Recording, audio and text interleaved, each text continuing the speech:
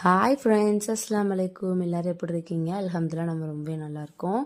So நம்ம இன்றைக்கி இந்த மினி விலாகில் என்ன பார்க்க போகிறோம் அப்படின்னு சொல்லி பார்த்தோம்னா, பிரண்டையினுடைய நன்மைகளை பற்றி தான் நமக்கு பார்க்க போகிறோம். இப்போ நமக்கு நிறைய மூலிகைகள் இருக்குது. அதில் இந்த மூலிகை, அதாவது இந்த பிரண்டை நம்மளுடைய உடம்புக்கு ரொம்பவே நல்லது.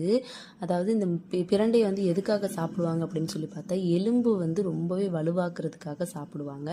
பட் இதில் கொஞ்சம் க்ளீனிங் ப்ராசஸ் தான் கொஞ்சம் அதிகம். ஸோ அதனால் இதில் சத்துக்கள் ரொம்ப எவ்வளோக்கு எவ்வளோ நமக்கு க்ளீனிங் ப்ராசஸ் அதிகமாக இருக்கோ அதே மாதிரி அதனுடைய சத்துக்களும் ரொம்பவே அதிகம்.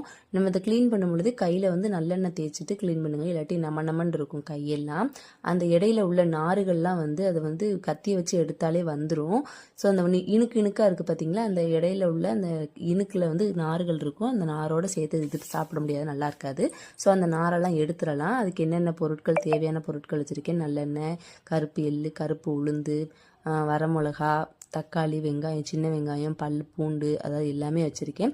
ஸோ இது எப்படி செய்யலாம் அப்படின்னு சொல்லி பார்த்துடலாம். நல்லா எண்ணெய் காஞ்சதுக்கப்புறமா, நல்லெண்ணெய் ஊற்றி எண்ணெய் காஞ்சதுக்கப்புறமா வெங்காயம், வரமிளகா, பூண்டு இதெல்லாம் போட்டு நல்லா வதக்கிடலாம். இந்த பிரண்டை துவையல் அதாவது பிரண்டையில் என்ன சத்து அதிகமாக இருக்குன்னு சொல்லி பார்த்தோம்னா, கால்சியம் சத்து ரொம்பவே அதிகமாக இருக்குது. கால்சியம் எதுக்காக தேவைப்படுது அப்படின்னு சொல்லி பார்த்தோம்னா, எலும்பு பற்கள்லாம் வலுவாக்குறதுக்கு ரொம்பவே தேவைப்படுது. இந்த பிரண்டைக்கு வஜ்ரவள்ளி அப்படின்னு சொல்லி இன்னொரு பெயர் இருக்குது. வஜ்ரம் அப்படின்னாலே தமிழில் வஜ்ரம், உறுதியான அப்படின்னு தான் அதுக்கு அர்த்தமே. ஸோ நம்ம இதை சாப்பிடும் பொழுது நம்மளுடைய எலும்புகளாக இருக்கட்டும், நம்மளுடைய பற்களாக இருக்கட்டும், நம்மளுடைய நரம்புகளாக இருக்கட்டும், எல்லாமே வலிமை பெறுது அப்படின்னு சொல்லி சொல்கிறாங்க.